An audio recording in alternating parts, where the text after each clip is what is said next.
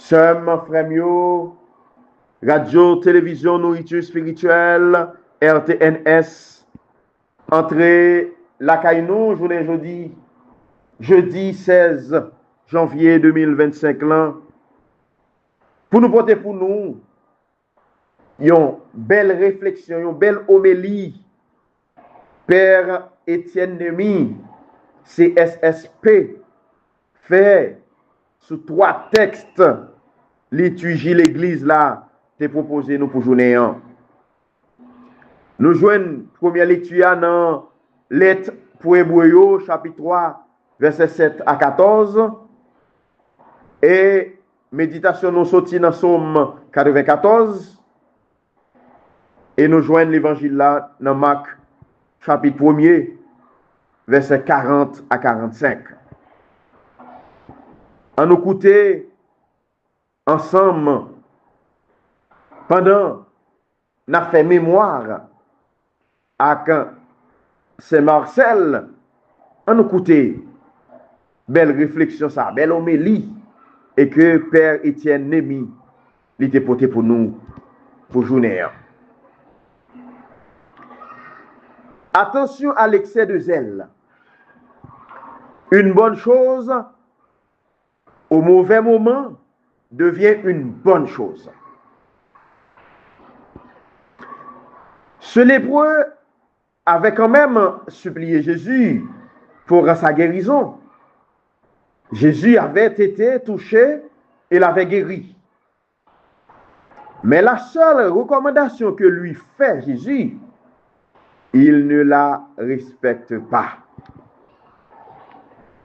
C'est vrai que cette recommandation de Jésus pourrait nous sembler incompréhensible dans la mesure où proclamer les merveilles de Dieu dans notre vie et dans notre monde est une bonne chose.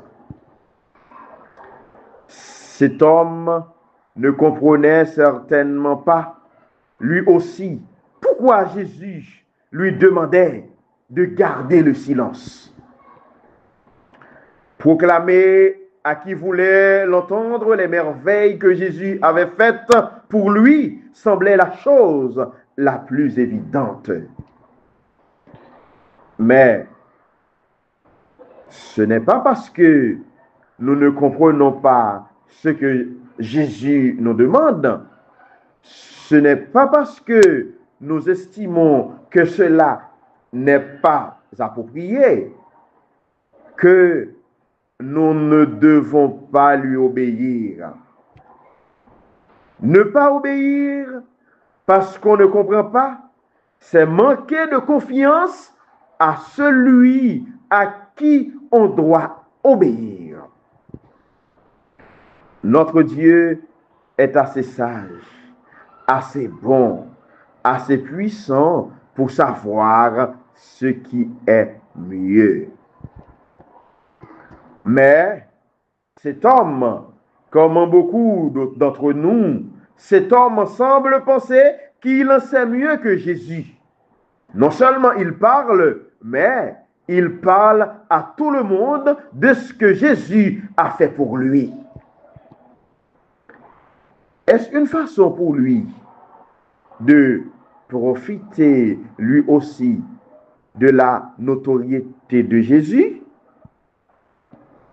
La facilité avec laquelle on désobéit à Jésus contraste avec l'attitude de supplication que nous adoptons quand nous sommes dans la difficulté.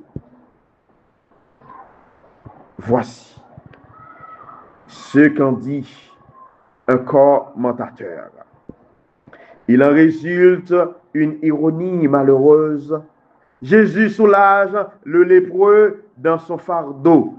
Mais en diffusant la nouvelle, le lépreux impose un fardeau à Jésus car il ne pouvait plus entrer ouvertement dans une ville, mais restait dehors dans des endroits isolés.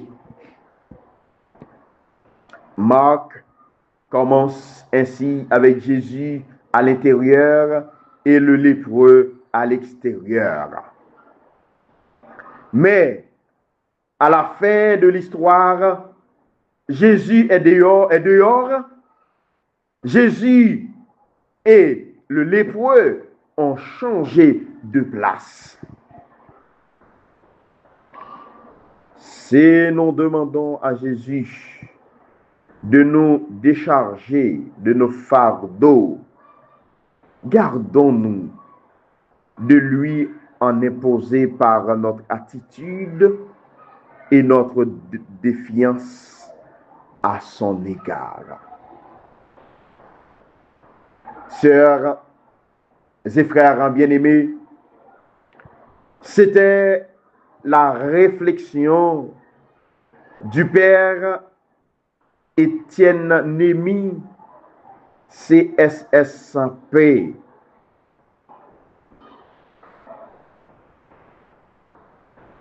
Il nous donne cette réflexion en ce jeudi 16 janvier 2025 où nous fêtons la fête de Saint-Marcel.